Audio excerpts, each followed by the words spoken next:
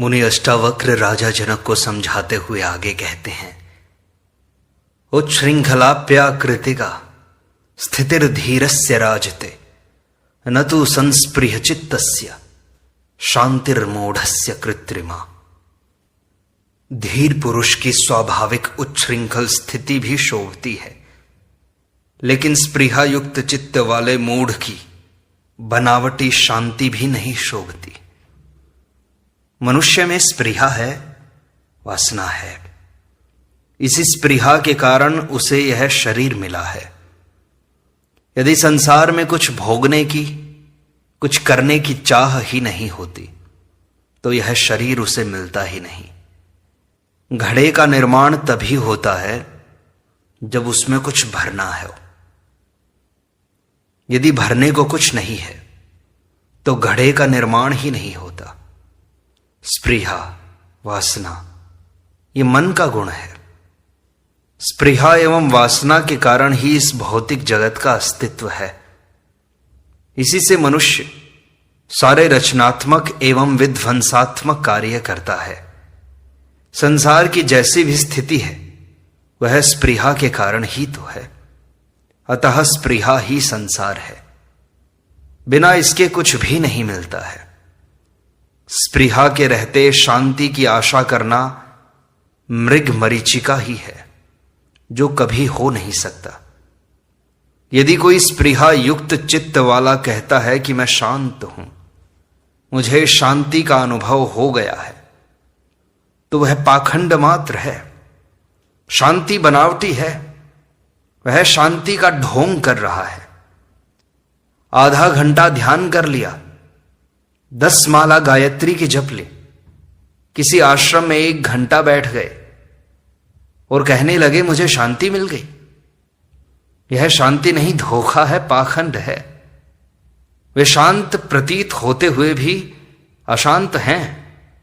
उनकी शांति ऊपरी ऊपरी है, जो एक क्षण में विलीन हो सकती है। ऐसी शांति मूढ़ की ही शांति है, जो क्षणिक है, बनावटी है। इसके विपरीत यानी स्पृहा मुक्त हो जाने से वास्तविक शांति को उपलब्ध होता है। क्योंकि अशांति का कारण स्पृहा थी, जो मिट गई, नष्ट हो गई। इसलिए वही परम शांत है। उसकी शांति स्वाभाविक है। यदि ऐसा ज्ञानी उच्छृंखलता भी दिखाई देता है तो भी वह शोभा पाता है, क्योंकि उसमें कोई विकार नहीं होता। उसके पीछे स्पृहा, वासना नहीं होती। भीतर की गंदगी को छिपाने के लिए मनुष्य बाहरी आडंबर करके उसे छिपाना चाहता है, जबकि भीतर से निर्मल होने पर उसे इसके लिए कुछ भी करने की आवश्यकता नहीं होती। अष्टावक्र कहते हैं, विलसंती महाभोगैर विशंति गिरि गह्वरान निरस्त कल्पना धीरा अबद्धा मुक्त बद्धयः। कल्पना रहित, बंधन रहित और मुक्त बुद्धि वाले धीर पुरुष कभी बड़े बड़े भोगों के साथ क्रीड़ा करते हैं और कभी पहाड़ की कंदराओं में प्रवेश करते हैं। जिस ज्ञानी की स्पृहा शांत हो गई, कोई वासना नहीं रही, जो कल्पना रहित, बंधन रहित हो गया, जिसे सृष्टि में एकत्व का बोध हो गया, वह मुक्त चित्त वाला धीर पुरुष बड़े बड़े भोगों के साथ क्रीड़ा करते हुए भी उनसे अलिप्त, अछूता रहता है। वह भोगों को क्रीड़ा की भांति, खेल की भांति, नाटकवत तटस्थ होकर साक्षी भाव से भोगता है। वह चाहे तो पहाड़ की कंदराओं में भी रह सकता है। दोनों में ही वह अनाग्रह पूर्ण होता है। दोनों में वह समभाव वाला रहता है। जिसे भोगों के भोगने या उन्हें त्याग कर जंगल चले जाने का आग्रह होता है, जो सब कुछ नियम संयम में बंधकर कार्य करता है, जो सिद्धांतों, मान्यताओं, परंपराओं, रूढ़ियों के अनुसार चलता है, ऐसा व्यक्ति मुक्त नहीं है, वह बंधनग्रस्त है। ज्ञानी सभी प्रकार के बंधनों से मुक्त होकर केवल आत्मा में रमण करते हुए स्वच्छंदचारी होता है। अष्टावक्र आगे कहते हैं, श्रोत्रियम देवताम तीर्थम गमनाम भूपतिम प्रियम दृष्ट्वा संपूज्य धीरस्य न कापि हृदय वासना। वे कहते हैं धीर पुरुष के हृदय में पंडित, देवता और तीर्थ का पूजन करके तथा स्त्री, राजा और प्रियजन को देखकर कोई भी वासना नहीं होती। अज्ञानी की स्पृहा होती है, वासना होती है, जिनकी पूर्ति हेतु वह ज्ञान प्राप्ति के लिए पंडितों के पास आता है। धन, यश एवं पुत्र प्राप्ति हेतु देवताओं की पूजा अर्चना करता है। अपने पापों के प्रक्षालन हेतु वह तीर्थों का भ्रमण करता है, उनका पूजन करता है, मंदिरों में जाकर अर्चना वंदना करता है। वह स्त्री को देखकर काम मोहित होकर उसको प्राप्त करना चाहता है। वह राजा की चाटुकारिता करता है, मंत्रियों के पीछे पीछे घूमता है कि कहीं कोई पद मिल जाए, चुनाव का टिकट मिल जाए। वह प्रियजनों को देखकर भी उनसे कुछ प्राप्त करने की आकांक्षा रखता है। अष्टावक्र कहते हैं कि धीर पुरुष ज्ञानी भी इन्हें देखता है, किंतु उसमें वासना नहीं होने से वह इनसे कुछ भी प्राप्त करने की इच्छा नहीं रखता।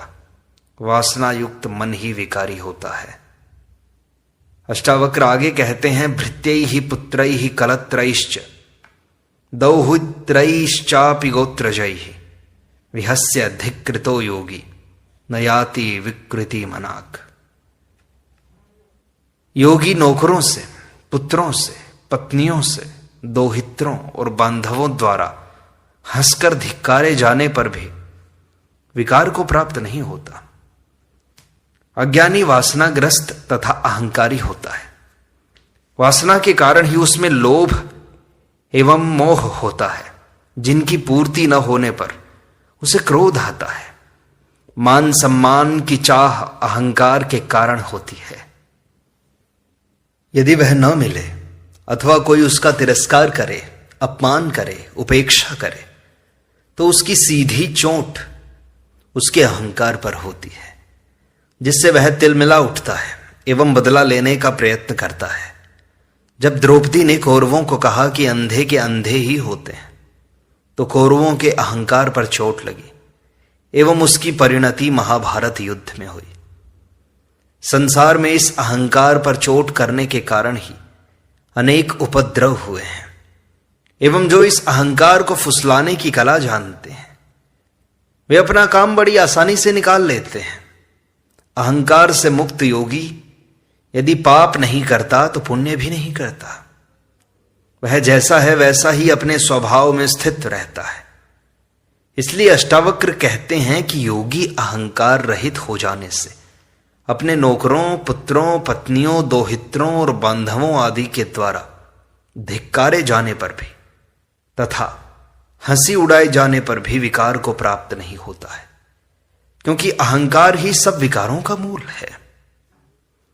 अष्टावक्र कहते हैं संतुष्टोपि न संतुष्टः खिन्नोपि न च खिद्यते तस्य आश्चर्य दशाम ताम तादृशाः एव जानते। धीर पुरुष संतुष्ट होकर भी संतुष्ट नहीं होता है और दुखी होकर भी दुखी नहीं होता है। उसकी इस आश्चर्यमय दशा को वैसे ही ज्ञानी जान सकते हैं। बस ज्ञानी और अज्ञानी के भीतर और बाहर में बड़ा अंतर होता है। अज्ञानी के भीतर अहंकार, वासना, तृष्णा, लोभ, मोह, काम, क्रोध, हिंसा सब भरी रहती है, किंतु बाहर से वह विनम्र, सहनशील, दयालु, दानवीर, अहिंसक, सेवापरायण, त्यागी इत्यादि होने का मुखौटा लगाकर घूमता है। वह बाहर से शांत, प्रसन्न, सुखी, संतुष्ट दिखाई देता है, किंतु भीतर उतना ही उद्विग्न, बेचैन, असंतुष्ट होता है। किंतु इसके विपरीत ज्ञानी भीतर से पूर्ण संतुष्ट होता है। न उसकी कोई चाह है, न कोई वासना। उसे परम की उपलब्धि हो चुकी है। अब पाने को कुछ नहीं बचा, इसलिए तृप्त है, किंतु बाहर से असंतुष्ट जैसा दिखाई देता है। वह दुनिया में अपने कर्मों को करता हुआ ऐसा ज्ञात होता है कि उसे भी कुछ प्राप्ति की इच्छा है, वो भी सम्मान चाहता है। वह बाहर से दुखी चिंतित दिखाई देने पर भी न दुखी होता है न चिंतित। ज्ञानी की ऐसी स्थिति आश्चर्यमय है। अज्ञानी केवल उसके बाहरी कर्मों को ही देख सकता है, उसकी भीतरी अवस्था को तो वैसा ही ज्ञानी जान सकता है। अष्टावक्र आगे कहते हैं, कर्तव्यतैव संसारो न ताम पश्यन्ति सूरयः शून्याकारा निराकारा निर्विकारा निरामयाः। कर्तव्य ही संसार है, उसे शून्याकार निराकार निर्विकार और निरामय ज्ञानी नहीं देखते हैं। अष्टावक्र कहते हैं कि यह कर्तव्य ही संसार है। संसार में रहकर कर्तव्य करना ही पड़ेगा, बिना कर्तव्य किए कोई रह ही नहीं सकता। यह संसार जैसा है वह कर्तव्य का ही परिणाम है। कर्तव्य अर्थात जो करने योग्य है वह ज्ञानी भी करता है, किंतु उसमें कर्तव्यता नहीं होती जैसे संसारी की होती है। संसारी अच्छा बुरा शुभ अशुभ निंदा प्रशंसा इत्यादि को ध्यान में रखकर कर्तव्य करता है। उसमें संकल्प होता है, अहंकार होता है, इसलिए वह उसका फल भी पाता है। कर्तव्य की गति स्वर्ग तक की है। अच्छे कर्म कर करके वह स्वर्ग सुख तो भोग सकता है, किंतु यह मुक्ति के लिए बाधक है। भगवान कृष्ण ने भी अर्जुन को यही कहा कि तू क्षत्रिय है, युद्ध करना तेरा कर्तव्य है। यदि इसमें मारा गया तो स्वर्ग जाएगा, और यदि जीत गया तो राज्य का भोग करेगा। यह नहीं कहा कि मरने पर तू मुक्त हो जाएगा। मुक्ति का मार्ग इस कर्तव्य मार्ग से भिन्न है। यह संसार से ही मुक्त नहीं होता, बल्कि स्वर्ग से भी मुक्त हो जाता है। स्वर्ग में भोग चाहे हों, किंतु वहां भी वासना है, अपेक्षाएं हैं, ऐश्वर्य एवं पद की आकांक्षाएं हैं। इसलिए ये देवता व इंद्र भी परेशान हैं। कभी संसारी इंद्रासन हिलाते हैं तो कभी असुरों का उत्पात होता है। उन्हें भी चैन नहीं है। केवल ज्ञानी ही वासना रहित हो जाने से मुक्त है। वह शून्याकार निराकार निर्दोष और दुख रहित होता है, जिससे वह संसार को कर्तव्य की भांति न देखकर अभिनेता की भांति देखता है। वह केवल परमात्मा को ही कर्ता मानता है। जो इस सत्य को नहीं जानता वह कर्तव्य की ही बातें करता है। कर्तव्य, संकल्प, मनोबल, महत्वाकांक्षा, संघर्ष, विजय, दौड़ धूप, ये सभी संसारी के लक्षण हैं। अष्टावक्र आगे कहते हैं, अकुर्वन्नपि संक्षोभात् व्यग्रह सर्वत्र मूढ़धीः कुर्वन्नपि तु कृत्यानि कुशलो ही निराकुलः। अज्ञानी कर्मों को नहीं करता हुआ भी सर्वत्र विक्षोभ संकल्प विकल्प के कारण व्याकुल दिखाई पड़ता है, और ज्ञानी सब कर्मों को करता हुआ भी शांत चित्त वाला होता है। इस सूत्र का अर्थ यह कदापि नहीं है कि ज्ञानी कर्म नहीं करता। वह आलसी अकर्मण्य हो जाता है, मठों मंदिरों एवं एकांत में जाकर बैठ जाता है, लोगों से दान दक्षिणा भेंट पूजा लेता है, उनसे पांव दबवाता है एवं कर्म से विमुख हो जाता है। बल्कि वह सच्चा कर्तव्यनिष्ठ होकर फलाकांक्षा से रहित होकर कर्म करता है। यही तो कर्म का सौंदर्य है, यही कर्म की कुशलता है। गीता में कहा है, योग से ही कर्म में कुशलता आती है। पैसों के लिए काम करने वालों और स्वांतः सुखाए काम करने वालों की कला, संगीत, साहित्य एवं अन्य कर्मों में कितनी कुशलता होती है, यह स्पष्ट देखा जा सकता है। अष्टावक्र इसमें ज्ञानी और अज्ञानी के कर्मों का भेद स्पष्ट करते हुए कहते हैं कि अज्ञानी यदि इस तत्व बोध को सुनकर कर्म करना छोड़ दे तो उसे मुक्ति नहीं हो सकती, उसे आलसी ही कहा जाएगा। बाहर से कर्म छोड़ने पर भी उसके भीतर संकल्प विकल्प रहता है। जब तक ये विक्षेप शांत नहीं होते तब तक मुक्ति नहीं है। इसके विपरीत ज्ञानी के सभी विक्षेप शांत हो चुके हैं, इसलिए वह सभी प्रकार के सांसारिक कर्म करता हुआ भी अशांति को प्राप्त नहीं होता है। यही कर्म की कुशलता है जो योगी को ही प्राप्त हो सकती है। इसलिए संसार छोड़ना या कर्म से भागना यह मुक्ति नहीं है। अज्ञान को मिटाकर चित्त की शांत अवस्था को प्राप्त होना ही तो मुक्ति है, और जो केवल आत्मबोध से ही संभव है। अष्टावक्र आगे कहते हैं, सुखम आस्ते सुखम शेते सुखम आयाति याति च सुखम वक्ति सुखम भुंक्ते व्यवहारे भी शांत धीहि। अष्टावक्र कहते हैं, शांत बुद्धि वाला ज्ञानी व्यवहार में भी सुखपूर्वक बैठता है, सुखपूर्वक आता है और मर जाता है, सुखपूर्वक बोलता है और सुखपूर्वक भोजन करता है। मनुष्य बाहर जो भी व्यवहार करता है वह उसके चित्त में चल रही हलचल का ही प्रक्षेपण है। अशांत चित्त वाला व्यक्ति बैठने, आने जाने, बोलने तथा भोजन करने में भी अशांति का ही अनुभव करेगा। उसके मन में चल रहे अशांत विचारों के कारण वह सुखपूर्वक न खा पी सकता है, न सो ही सकता है। नींद उसे आती ही नहीं, वह शांत होकर बैठ भी नहीं सकता। बैठे बैठे हाथ पांव हिलाना, भोजन करते हुए अन्य बातों में ध्यान जाना, चलते हुए इधर उधर देखना, पांव पटक कर चलना, बोलने में विचारों का तारतम्य न होना इत्यादि अशांत चित्त के लक्षण है। व्यक्ति के बाहरी व्यवहार से, उसकी आंखें और चेहरे के हाव भाव से उसके भीतर की हलचल को जाना जा सकता है। ऐसा व्यक्ति सुखी नहीं कहा जा सकता। अष्टावक्र कहते हैं कि जो भीतर से शांत चित्त है वही खाते पीते, उठते बैठते, आते जाते, बोलते हुए सुख का अनुभव करता है। अशांत चित्त वाला व्यवहार में भी सुख का अनुभव नहीं करता है। अष्टावक्र कहते हैं, स्वभावाद यस्य नैवातिर लोक वद व्यवहारिणः महाहृदा इवाक्षोभ्यो गतः क्लेशः सुशोभते। जो ज्ञानी स्वभाव से व्यवहार में भी सामान्य जन की तरह नहीं व्यवहार करता और महासरोवर की तरह क्लेश रहित है, वही तो शोभता है, वही सुंदर लगता है। ज्ञानी और अज्ञानी दोनों ही संसार में रहते हुए सभी प्रकार के कार्य एवं व्यवहार करते हैं, किंतु अज्ञानी के सभी कर्म तथा व्यवहार अहंकार, वासनाएं एवं अपेक्षाओं के कारण होते हैं, जिनसे वह दुख को ही प्राप्त होता है।